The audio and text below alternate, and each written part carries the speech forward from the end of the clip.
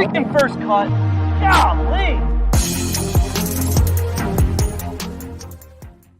What's going on, YouTube? We are about to break down everything you need to know about the Zurich Classic, review our best bets, and update that pesky one and done. Make sure you hit the like button and you're subscribed. We'll jump into it right now. Welcome into the First Cut Podcast. I'm Rick Gehman, and we are breaking down the fourth and final round of the Zurich Classic. My team joining me tonight, the coach, is here. What's going on, Coach? Yes, sir. It's been a lot of fun calling the event this week on PGA Tour Live. And sometimes, even though fans don't necessarily like it, it's fun to watch excellence at its absolute best. And that's what we saw this week. Yeah, it doesn't usually get rave reviews when a team goes wire to wire or a player goes wire to wire, but I agree. I mean, they deserved it. They were the best. They were phenomenal. KP, Kyle Porter is here, and a little peek behind the curtains. You are coming in hot, my friend. We had no pre-podcast banter. Welcome. No, I jumped in right after HQ. I had no idea if you guys had started, if you were almost done. And producer Jacob made it look like I'd been here for like the last 15 minutes. So yes, if I didn't ruin it for him, we could have gotten away with it. Well, gents, they did it. Wire to wire. Started with a 59, ends with a 72. Xander Schauffele and Patrick Cantlay boat race the field, Coach. I'll just start there with you because you talked about the excellence. This got close for about 15 minutes on Sunday. I think the lead got down to one shot, but this was really never out of reach for Xander and Patrick. Yeah, and I see Joseph in the chat said Xander and Patrick were lucky. With all due respect, they weren't. They were never in trouble today. They shot a 2 under or 3 under par, I believe, is what they ended up with. And when Billy and Sam went in the water at 16 on the drivable par 4 16, that was kind of the end of it. But make no mistake about it, they never went backwards. A couple of bogeys here and there, but they were always in control. And here's the thing, and I know because it's already in the chat that everybody's going to say, well, Xander still hasn't won. It was 67 starts since his last one on the PGA Tour. Well, he can't win a single one. That is very true. We gave Ryan Palmer all the credit this week for how he picks partners. Well, maybe we should give Xander a little bit of credit too, because he went after the hottest player in the world outside of Scottie Scheffler the last year, and that, of course, is Patrick Cantlay. He loses in a playoff last week, and I believe he becomes the first player, KP, in the history of the PGA Tour, if I have this correct, to lose in a playoff and then win the next week on tour. And I'll give them a lot of credit. They played great, and Xander gave Patrick all the credit. He goes, he kept me calm. I haven't been here in a while. He admitted it, and I thought Patrick Cantlay was the key to them winning this week. I think the that stat, it has happened. It hasn't happened very often. Okay. I think DJ did it a few years ago. Is that right, Rick? 2020, he lost in a playoff at the BMW Championship. He won the Tour Championship. That's the last time it happened. As you mentioned, KP, does not happen often. Okay. Yeah, I think that so we do this thing when we watch golf that a lot of people just tune in to Sunday.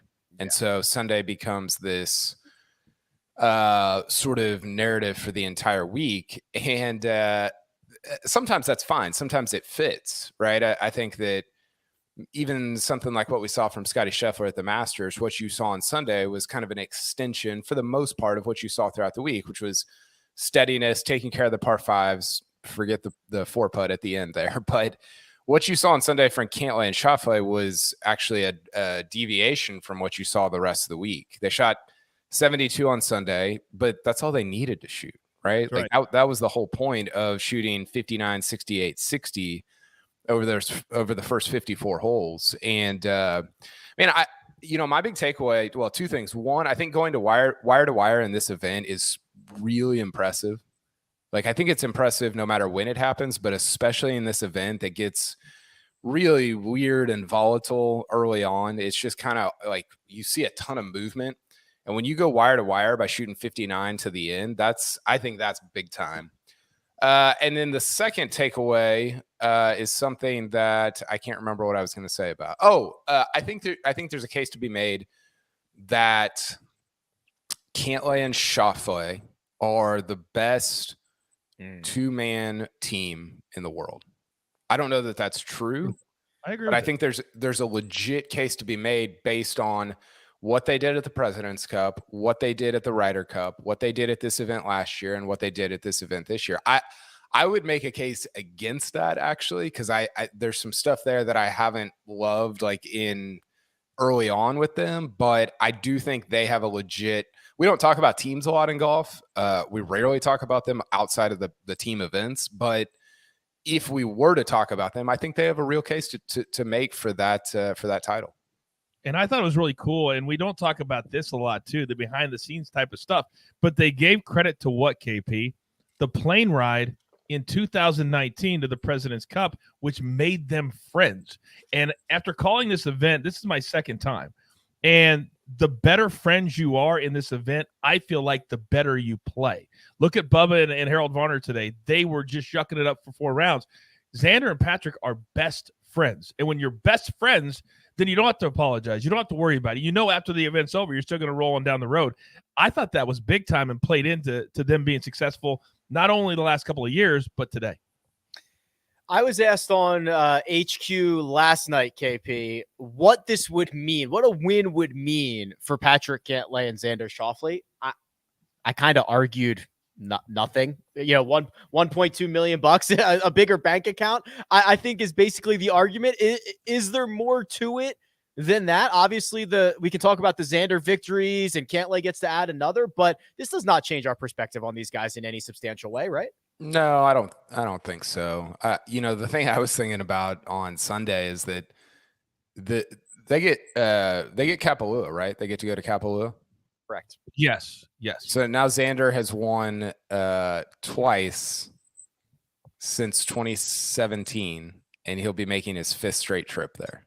Right. It's been really weird, all the rules they've and that's not his. Well, it's kind of his fault because he hasn't won. I mean, he's won these weird events, so it's kind of this like just somewhat silly, but also kind of like legitimate argument. Coach, you and I talked about this on Friday. Like Xander, and he kind of admitted this. Like he doesn't win enough, you know, for as good as he is. And this is a little bit the Scotty Scheffler thing we're talking about in January, where it's like you're penalized for being good and not winning. And you're like, well, wait a second. I'm way better than Wyndham Clark or whoever, Scott Stallings, my boy. Mm-hmm. But because you're not winning, I don't know. It's just, I don't know what to do about all that. And I'm reading Bob Herrick's book on Tiger and Phil right now. It's coming out this week or next week or whatever. And there's a little bit of Phil in Xander in that he's like really good at a young age, but Phil didn't win at least the big, like this is more major championship stuff until later on, right? They're both from San Diego. There's just a lot of like parallels there. So I always get like really hesitant to like be like, oh, this guy doesn't win. And then Scotty Scheffler wins 4 times in 6 events. And you're like, well, you're an idiot for saying that. But I don't know. The Xander thing is weird. I don't know how you feel about it, Rick, but I don't totally know what to do with him at this point in his career. Yeah, let's look at the resume here. So 7 career wins, 5 of them recognized as official PGA Tour victories. The Greenbrier was his first in 2017. He won the Tour Championship, Coach. He won the WGC HSBC. He won the Tournament of Champions. He won the Tour Championship, but just the stroke version of it. So that's an OWGR win, not a PGA Tour win. He wins the Olympics, then he wins the team event here. That is 1 full field stroke play event. 1, Coach. Is that a problem? It is a problem. And also, I don't know that I ever remember a time, and I've only really been at the elite level of golf in my career for the last 5 years, but maybe you guys can educate me here. I can't remember a time where universally the player that other players felt like was the best never won. And you talk to everybody, let's say, who's the best player out here? Who hits the best? Oh, Xander. Oh, it's Xander. It's Xander. But yet he doesn't get the job done, which means there's something in his DNA right now that he needs to fix because he's really, really hard. That's not the issue. But if you're an elite player, you're an elite ball striker, you can win the Olympics, you can be in all these big events. At some point, you need to finish and win. And the fact that he has yet to win a major championship when Jordan has, JT has, Rory has, all of these guys in his age category have, but he has not. And Patrick Cantlay still needs to climb that mountain as well. But we feel like today, Cantlay is so much farther along and closer to that than Xander is. Is it fair? I don't know. But the facts are the facts. Yeah, what Coach says is interesting because you do talk to people behind the scenes and they're like, oh, Xander's nasty. Like, he's so good. And you're like, okay, yeah, I see it in the numbers, right? Like the strokes gain stuff. He's no holes, complete game, a lot of top tens at majors, but it doesn't. I don't know. It doesn't show up in the win. So again, that might be like just a what am I looking for? Anomaly. Like Perception. Yeah, an anomaly. Like he might win 3 majors in a row, and it they're bunched up instead of being spread out. Right. That's kind of what happened with Rory. That's a little bit what happened with Spieth. That might just be a thing that happens, and they're not kind of spread out evenly over the course of his career. But yeah, for somebody that people talk about the way that Coach described, which is true, you'd like to see more trophies over. I mean, he's won 1 event since 2018, 2 like PGA Tour individual events. Yeah, 67 starts, and he averages about 20 some a year, so it's like 3 years. That's a long period for somebody that good to have not won. Patrick Cantlay, on the other hand, seems to win quite a bit. For last year, this is his first of the new year, and Coach, it's so funny, right? He went through this stretch where, he was one of the hottest players on the planet, and then he had like 3 okay starts. Everybody wanted to forget about him. He finishes runner-up to Jordan Spieth at the RBC Heritage. He wins this year with Xander Schauffele, and it's just another trophy for the case of Patrick Cantlay. I wish everybody had the ability to get to do what I do. For the last 4 days, I sat next to the former president of the PGA of America, Susie Whaley. She's the same woman who handed Colin Morikawa his trophy, winning the PGA Championship in San Francisco. Which he dropped. What's that? Which he dropped. He did drop. It fell all over the place. Yeah. But listening to her, and she's got all these little toys that she can go into and show a person's swing and why it's so good. And she would always go with Patrick Cantlay, and she would say why his shoulders are here. He is so fundamentally sound. And she told me that when you look at all the different players and the players that have the DNA to shut out the sound, that because of what he's done, that the work that he's done, that his game is almost foolproof now. It's almost, I don't want to say bogey proof, what the word, but you know what I'm saying? He's not going to have horrible weeks, which is why he's able to do what he did last week, come right back, and he's so steady that he's able to contend again and not get too high and not get too low, because we know how emotional it is when you contend for a win, much less play in a playoff. So sitting next to her this week, I learned so much about why Patrick Cantlay the last 2 years has elevated his game. And for people to say, oh, he's been out here for a while, let's remember, he didn't play for a long time, had a horrible injury. His best friend was killed, and that set him back for years. He is now just where, guys, he should have been 5 years ago, and we're seeing the excellence that is Patrick Cantlay. Well, it's interesting, KP, because that injury, that back injury that he had, he still, I don't want to say deals with it every single day, but he is such a creature of habit. He gets, 3 hours before his tee time. If it's 6:30 in the morning, he's up at 3:30, going through the routine, making sure he does like the same exact thing every single day, which I don't think gets, I don't know. He's just kind of this silent assassin who goes about his business. Yeah, he is. He's not like Tiger talking about how he gets up at 3 in the morning and, does plyo for like 4 hours. I don't know what Tiger does, but I think the thing that's interesting, I don't forget about the injury, Coach, but I forget about how recent it was. Mm-hmm. I mean, his first full year, I'm looking at his OWGR page right now, was 2018, kind of. I mean, like, he had these weird, and I think that he didn't have, there was no continuity for him between his amateur career and his pro career. And so people forget, like, he was unbelievable as an amateur, like better than, I don't know. I would have to consult people who were covering it, but as good as, better than Spieth, as good as, better than JT.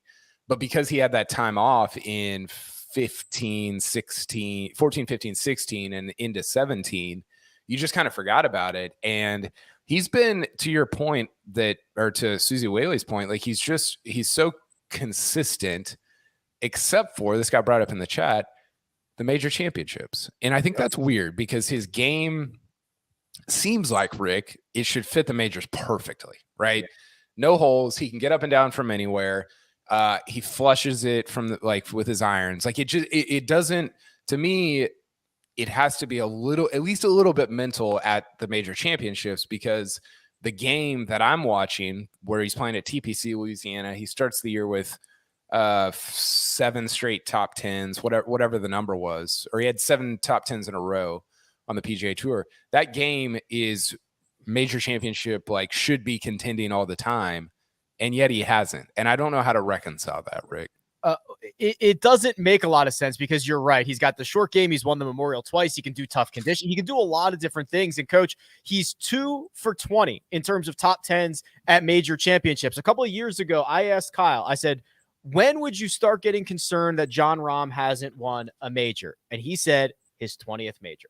And sure enough, Jon Rahm, of course, won his 20th major. That was at Torrey Pines. Well, we're at 20 for Patrick Cantlay. Level of concern about his major championship results. A little bit, and I was thinking about this, and I want you guys to tell me if you think, because you know me, I'm a throw things against the wall type of guy. And you remember what Jack Nicklaus said about majors and what Tiger bought into about majors, which is why he never played the week before. He's like, you have to prepare differently for a major championship than you do for a regular tour stop, which is why Jack famously said that at most majors, you can get rid of half the field because they just can't handle it. They can't handle what major pressures are. Maybe that's what Patrick Cantlay is. I don't know. But is he preparing differently for the majors like perhaps a Brooks Koepka does, who has an incredible major record? I don't know that. But maybe Patrick and his team, because we know in the FedEx Cup, he was making everything from everywhere, so the pressure should not get to him because he's playing for $15 million. But a major championship is not about the money. Yeah, it's a big check, but it's about the prestige of calling yourself a major champion. I wonder what his preparation is for a major championship as opposed to a regular event. Well, and it's weird that, if you told me Billy Horschel doesn't play great at major championships based on his emotional state, I'd be like, yeah, the dude's really high strung, and I could see him getting stressed out and melting down in a major championship. Yeah, which to be fair is it hasn't, it's kind of been the case. But with Cantlay, you're like, I don't, it doesn't add up. To me, his major resume is one of the ones that I understand the least. It makes no sense. I don't get it. I look at it and I'm like, I don't understand why I only remember him even being at the only one that I remember is the 2019 Masters, which he led with 2.5 hours to go before everybody had played the par 5s on the second 9. So that to me is, and I just said this on HQ, that has to be the next step for him. Otherwise, I think that you have to start saying that becomes a real a question and an issue when he gets brought into the press center at majors if he doesn't start contending at them soon. And I will clarify, 17 of those major championships as a professional, 3 as an amateur. Coach, looking at the leaderboard, your eyes might pop out of your head because 29 under par was the winning score. They shattered the tournament scoring record and basically were already there through 3 rounds yesterday. We heard kind of all week long, Hurricane Ida coming through might have taken the teeth out of a lot of TPC Louisiana. There was a lot of trees that were knocked down and had to be cleaned up. This was, or at least the third round, Saturday's round was the lowest field scoring average in the 4-ball format in tournament history. I mean, it was just a birdie bonanza out there. It really was. And I guess I really have a problem because in my old days, being a jerk or being a heel, whatever, I enjoyed that because I got paid to do it. I don't enjoy negativity anymore. And for people who are like, oh, all the fire is taken out of TPC Louisiana, It was really, if you really watched it this week, it was enjoyable because you saw guys working together. You saw guys that were, I mean, almost every time, because I love PGA Tour Live because you can hear all the nat sounds between the player and the caddy. When Scotty Scheffler would hit, I love how Ted Scott works with him. And you had an up-close picture of how they got it done at the Masters if you watched this week. Because every time Scotty Scheffler would hit the ball, every time, he'd be like, are we good? Is Ryan Palmer good? We good? Like, he needed that reassurance. And so, to me, that's what I took out of this week. And the fact that all these players are working well together, they started feeding off of each other, and they really started going, well, plus it was hot, and the wind wasn't blowing. And a lot of courses, if the wind's not blowing, that's their only defense. So, to me, I really, really enjoyed it. I had no issues with the low scores. I don't want it every single week, but this week I had no issues with it. Yeah, and that it is a valid point, KP. First of all, 2 of the rounds are best ball. You're going to get low scores no matter what. But there are a lot of things on a golf course that are out of the golf course's control, whether the wind is up, whether you got rain in the month leading up to the event. I'm sure if you ask the course superintendent, I don't think 29 under was the target winning score, but I don't really care either way. Somebody's going to have to win. Yeah, I mean, listen, like, you can't go to, Marion or Wingfoot every week. Like, you got to play the event somewhere. And even if you go to those places, if you have best ball, the scores are going to be silly. So it's hard to, I guess what I'm saying is it's hard to take stock of a course when half the event is best ball. I think that actually begs the question, should the format be something other than best ball? I saw Joel Beal threw out it should be worst ball, which would be so sick. Wow. It should be a reverse scramble, which is you have to take the worst shot, which would be awesome. That is, they would like what would be objectively worse? You couldn't let them decide what the worst shot is. Yeah, right? That's true. Somebody 40 yards closer, but in the rough, or 40 yards back in the fairway. What's worse? Yeah, that's a great point. I don't know how you would do that, but courses, it is what it is. It's a TPC PGA Tour course. It's fine. It's not going to be Augusta National. It's hard. I think it can be difficult to go from, in these, golf is weird in that it's every other sport. The biggest events are at the end of the year. And so it all kind of builds to that. Right. And golf intersperses its biggest events. And so you go from like, Augusta National, like fast and firm. You've got all these crazy shots and fun pitches and all this stuff. And then you go to Harbortown last week and TPC Louisiana this week. And it doesn't do those courses any favors to be coming off of Augusta National and see what we saw at that golf course. And then to be going to Southern Hills in a few weeks. So that's hard. I feel like it's an event. Sometimes we say this about match play that should be more fun than it is. And maybe it's just because it was a little bit of a blowout on the weekend, or some of the top teams weren't in it, or I don't know. But for as cool, as much as I like team play and as much as I like that aspect, that kind of the different nature of than 72 holes of stroke play, it just seems like there's not as much pop as maybe there could be. And I'm not totally sure what the reason for that is. I want to see true alternate shot all 4 days. So if a guy taps in for birdie, next guy has to hit. That would be an interesting change. That would be an interesting change. I'm with KP though. I think you could have 4 different scenarios over the course of 4 different days. Maybe one is best ball, one is alternate shot, maybe one is whatever. But I think if you're going to get creative, because they've really embraced, you saw the crowds out there. They're freaking huge. They weren't like that when Brian Stewart won in 2016. Trust me on that. But you could get a little creative. I think the players would buy into it because they love coming here. You saw 5 of the top 10 players in the world decide to play this week. John Rahm not being one of those because he's going to play next week in Mexico. Well, and real quick, I think it helps this event when you have teams that stay together year over year.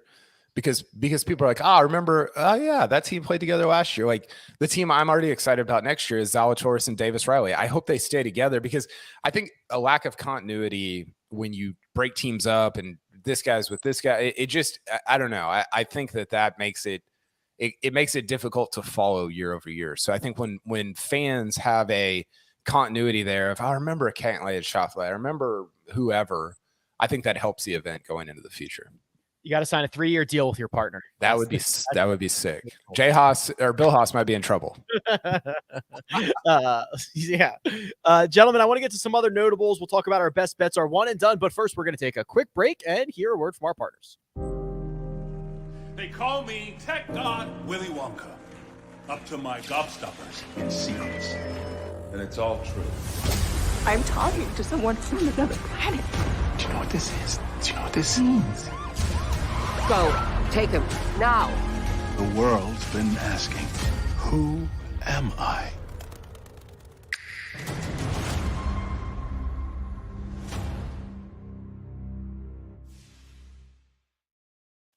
And we're back.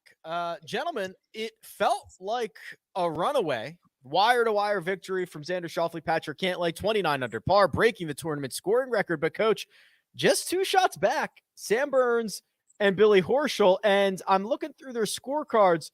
They bogeyed number 17 3 different times this week, the same hole. They'd like a couple of those back right about now. Man, every time I saw a bogey on a 4-ball day, I was like, what in the world happened to that particular team? And you didn't see too many in contention that would do that. Now, here's the deal. Today's bogey at 17 killed them, but that wasn't what cost them ultimately a chance.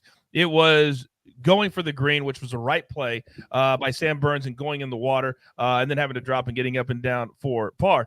But they had a really cool nugget on the broadcast about Billy Horschel, something he said earlier this week, that he goes, I am who I am when it comes to being competitive, right? He goes, I wish that I could be like Scotty Scheffler. I wish I could be like some of these guys that you can't tell if they're playing good or if they're playing bad. But because of how Billy Horschel is, it's why I think he's elevated himself, even though we don't talk about him in the elite of the elite. But he's a top 15 player in the world. That's how he plays. He wins, and he wins consistently. In this event, he has won before. So I really thought that the intensity on one side with the intensity of Sam Burns was going to make for a terrific pair. We were right. And to KP's point, I would be shocked if we see these two play in this event and not play with each other for an extended period of time. I mean, they tied the tournament scoring record and got smoked. I mean, they only lost by 2, but it didn't feel that close coming home. I actually thought their performance on Sunday was pretty awesome. I mean, the card doesn't necessarily show it because they had to go for the green on 16, and then it's kind of over. You're checked out a little bit of it on 17 and 18, but they, combined with Cantlay and Schauffele not shooting 67, it really made, it made Sunday afternoon a lot more competitive or close or tight than I think we thought it would be going into Sunday morning. What'd you think about that drop on 16, KP? Sorry. Well, I agree with Dylan Deshay of golf.com. Like PGA Tour drops are must-see television, right? They are now. It was a bad drop. I'm just going to say it was a bad drop. But because it landed inside the red line. It definitely bounced, but that's the only thing that Billy Horschel was sitting on. He's like, I saw it bounce. They saw it bounce. He saw it bounce. Hell, that person over there. We did. But there's about 4 feet between the line and the water. And that's where it bounced.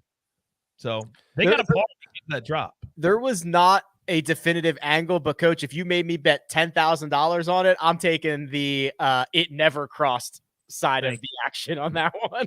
I'm a little scared to say that publicly because we know Billy Horschel is not scared to come out and say something to somebody. Well, and in his defense, I mean, he saw it bounce. He's got the angle, all that good stuff. But I just think if we had an angle of every single thing, I think we would have seen that ball did not cross the red line.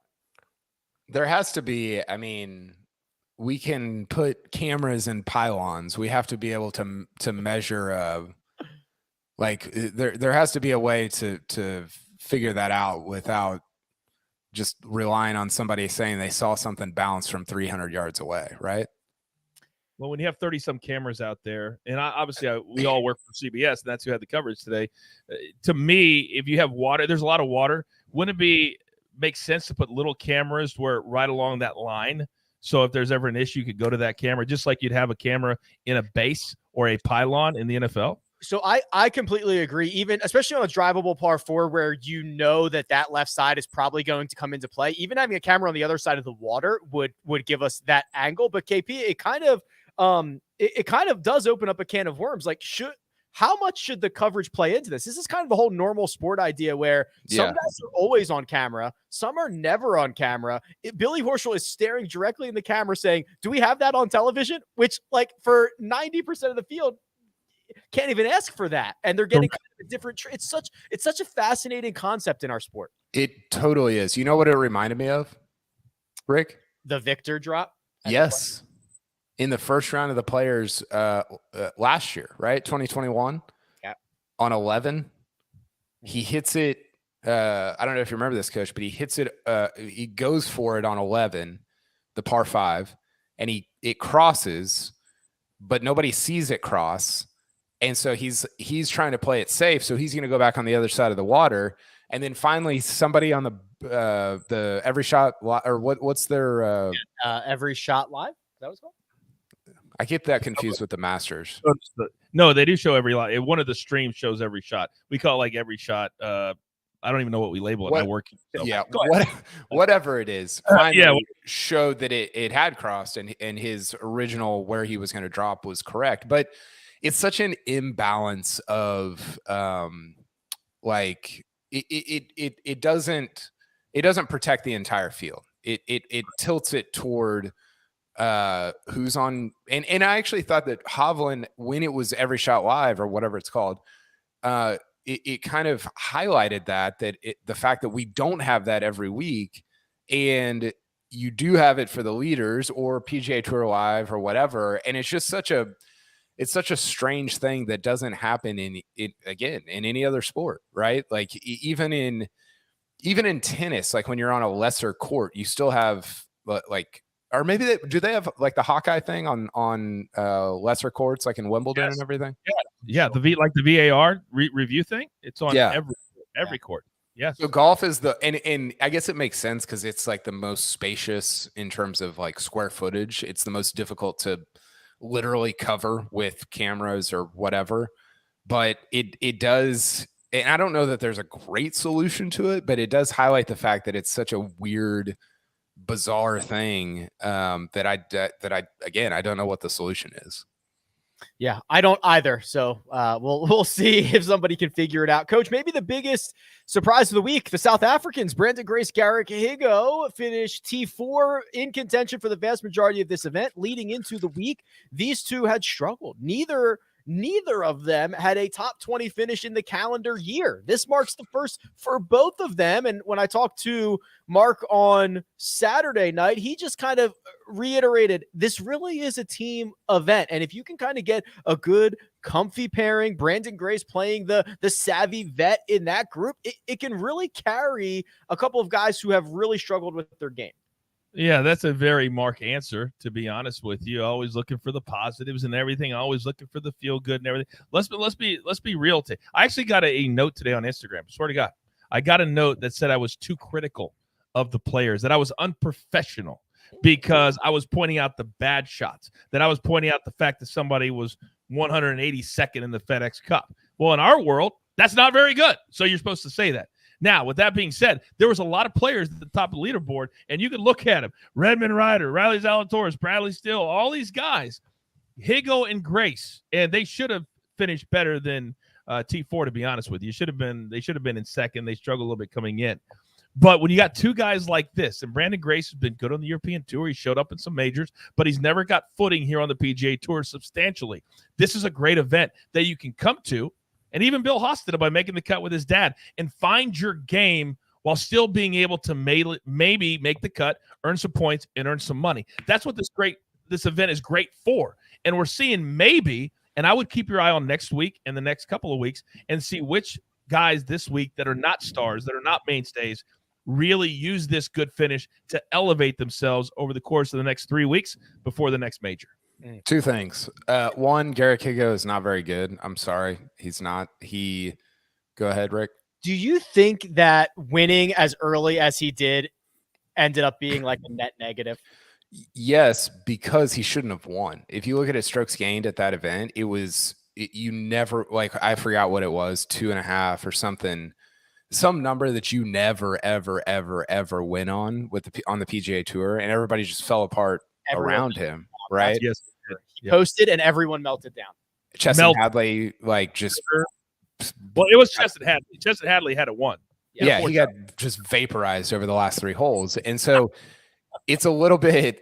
It's kind of unfair to Higgo because he shouldn't have won at that event, and then all of a sudden he wins at the age of what was he, 22 or 23? So young. And you're like, oh, it's the next Ernie Els. And you're like, well, let's hold on, like, let's chill out for a second. He's just like, he's fine. He's a fine player. He doesn't have the pedigree. Whatever. We don't need to do like 20 minutes on Garrett Higgo. The second thing I was going to say is players should get an opportunity, coach, to criticize us. I'm cool with that. Like, cool. Oh, Porter can't put a preposition together. Like his segues just suck. Coach, he transitioned into commercials. Awful. It's horrible. Terrible. Wouldn't that be great? It would be. I would love it. It would be fantastic. I've always wanted players to have just like what it's like letting the caddies play the course. Like, you should let the players get one day where they just get to just destroy us. That's so good. Yeah, what's this Oxford comma usage that Porter's on right now? Oh, that would be fantastic. Oh man. I was gonna say something else, but I don't know what it is. I don't know, but yeah. So Higgo and Grace finished T4.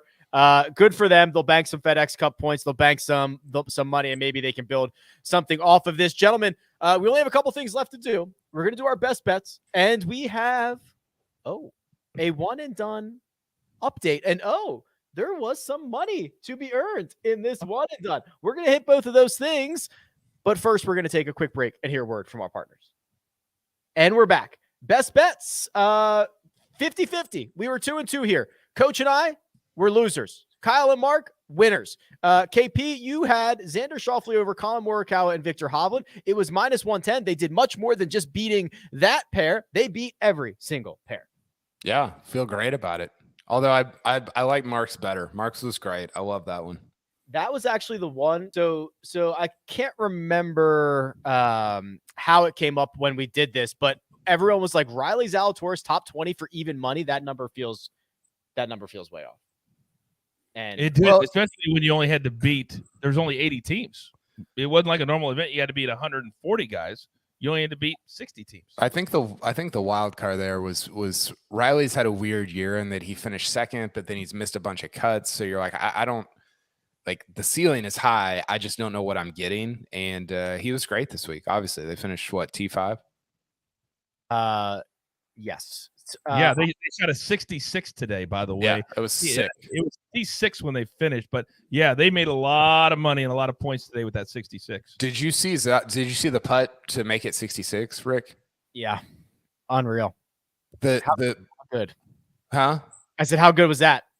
Well, no, it was Zalatoris taking the putter. He was like a 4-footer, and he took it back and he like paused. And I did not see this. I thought you were talking about. I thought he made a bomb at some point. Yeah, they did on 17?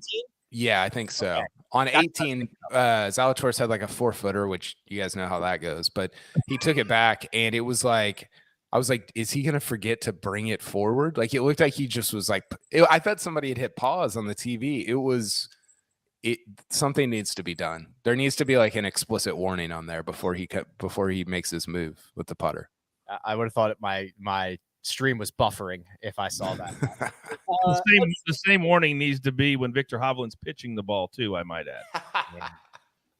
Oh my goodness. There was yeah. We'll get it figured out. The one that I had lost by a shot. Cam Smith, Mark Leishman over Scheffler and Palmer. That was one stroke. Coach, this stinks. You had Joaquin Niemann and Mito Pereira over Max Homa, Taylor Gooch. We never really got to see that one resolved because Mito and Joaquin bounced and withdrew after rounds 1. Yeah, I mean, I feel bad, but at least it was my best bet, and I didn't have. I mean, if I would have had them in my one and done this week, that would have really sucked. It really would, but at least I did, and I don't think anybody else did either that's at the top of the leaderboard. But if I did, I think I would have really been a little angrier than I am right now. Well, one guy did have him. His name's Jacob. Jacob, show the one and done standings. Oh, I didn't know that. Oh, okay. Tough. So here we go. Sia and the fans. Womp, womp, womp. $0 for Sergio Garcia and Tommy Fleetwood. Kyle, along with Greg, the big winners. $489,000 thanks to Horschel and Burns. KP, you are putting distance between Sia. You are 1.1 million behind me. You're getting some respectable results right about now. The problem is I don't have any top 15 guys left. I think they were my 2 last top 15 guys. What did you say, KP? Did you say if I don't get a payday with these two, I'm toast? I'm quitting is probably what I said. I did realize I have DJ, Brooks, and Spieth left, and I think those are going to be my major picks. So I've got a path forward. It's just not a very good one. And keep in mind we have individual payouts too. I mean, Spieth might win the Open by like 10, so I should get bonus points for that. Yeah. Hey, Rick, do you mind if I say something directly to the fans? It only takes 10 seconds. Please. Because this is the second week now where I've directed to the fans and said, listen to me.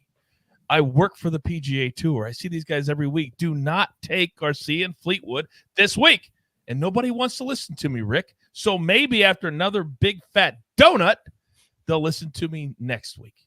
But I'm tired of them getting zeros or nothing because they won't listen to me. There you go. You heard it straight from Coach. He knows. Thank Zero. Thank you. KP, you've earned 1.2 million over your last 3, so heading in the right direction, my friend. I mean, it couldn't get much worse. Yeah, you couldn't go in the other. You couldn't continue going the other direction. You were already at rock bottom. I had Shane Lowry, Ian Poulter, 69,803. Coach, you got 191,000 from Varner and Watson because of Jacob's 0. You are very much closing the gap on him. So you're in third and you are 100 grand behind Jacob in second, 500,000 behind Mark at the top. I'll be honest with you. I feel like winning this much money with these two guys is the same as what Kyle won with Horschel and Burns. Yeah, I agree. Right? I mean, in order to win this whole thing, you've got to have weeks where you're not having top 20 guys. And if you can get $191,000 out of Varner and Watson right now, I'm going to take it every single time. And by the way, can I just say this too, Rick, that people in the chat, people on Twitter, on social media called me an idiot for picking these two. You're an idiot. That's what everybody called me. 191 grand. Not so much an idiot now. Now you're a rich idiot. So that works. There you go. Mark, I think Mark should be shaking in his boots a little bit here. So he's got 48,000 from Max Homa and Taylor Gooch. 15 events since the turn of the calendar. Mark has earned a total of 1.3 million. That's what Kyle's got in the last 3 weeks. So this front-running effort that Mark has put on, it has not quite been as successful as I think he would have hoped. Mark feels like Norman at the 96 Masters. Like he's just holding on for dear life. Trying to get in the clubhouse. Yeah, like he has a 6-stroke lead, and instead of playing 18 on Sunday, we're playing like 54, and he's in trouble. This is not good. Hey, Rick, by the way, as I expected, people are coming at me. JetBlue Amigo said 191 grand. Wow, what a score, Coach. You're a one-and-done legend. Thank you for the I think that was not sarcasm. That was just a compliment. Thank you very much, JetBlue Amigo. That's a compliment for sure. I can't imagine somebody with that avatar displaying sarcasm. If for those not watching on YouTube, it appears to be a cat in a sombrero. Is that what I see? Yes. Okay. Yes. Got it. Very good. Savage. It's really like it hasn't appeared this way throughout the year, but really the top, if you take me and Sia out of it, the top 6 is pretty tight, right? Mm-hmm. Like it's pretty close. Yeah. It's going to be a fun second half. There's no doubt about it. I agree. Everybody's 1.9 million. Jacob, can you investigate? Did Greg really pick Mark Leishman back-to-back weeks, Arnold Palmer Invitational, and the Players? Can we investigate? Wow. Is that real? Wow. Do we know? He couldn't have done that. I'll investigate. I don't think that's true. Wait, who said that? Who's purporting that? In the It might spreadsheet. just be in the spreadsheet. The numbers are probably right, but the name might be wrong. We'll check the tape. We'll check the tape. Thank you. Can you adjust some of my numbers in there too? I can't do that. While we're also checking the tape on Greg, I'm going to launch a bipartisan committee to investigate what Mito Pereira was doing on Thursday evening. But this keeps coming up. What is your evidence? What are we talking about here? Just the non-disclosure the PGA Tour has for injuries. Just general angst over the fact that a guy will just pull out, one day, such as a Paul Casey. We knew Paul Casey was dealing with a little back issue, but it just stinks if you want to embrace the betting community or DFS community whenever you're like, oh, I want to take this guy for something.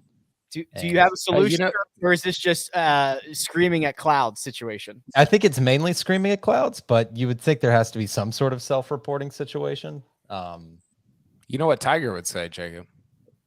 Pick better. It's in the police report. It's in the police report. Yeah, you could check the police report. It's in there. Anything else, gentlemen, before we get out of here? We're headed to Mexico next week. Not literally, the players are. I actually am literally headed to Mexico next week. Are you really? Vacation. First kid-free vacation in many years. Wow. Hat tip. Are you do the all-inclusive resort thing? Yeah, never been to one. Oh. And yeah, so excited. I mean, I've got I'm taking 10 books. I mean, it's just a dream. I'm so pumped. I love it. It's going to be great. It's going to be great for you. You guys don't have to listen to my takes for 6 days. It's going to be fantastic for everyone wins. Can you take Mark with you? It's all inclusive. Bring a friend. That's so good. Yeah, we'll end on that one. Gentlemen, we're headed to Mexico next week. John Rahm is in the field. We'll be back with the DFS preview on Monday, mega preview pod on Tuesday, round-by-round recaps after each and every round. But for now, big thanks to producer Jacob. Does all the hard work behind the scenes. That right there is the coach. You can find him on Twitter at the Coach Rules. Kyle Porter, enjoy the vacation. Can be found at Kyle Porter CBS. And you can find me at Rick Run Good. This has been The First Cut, and we'll catch you next time.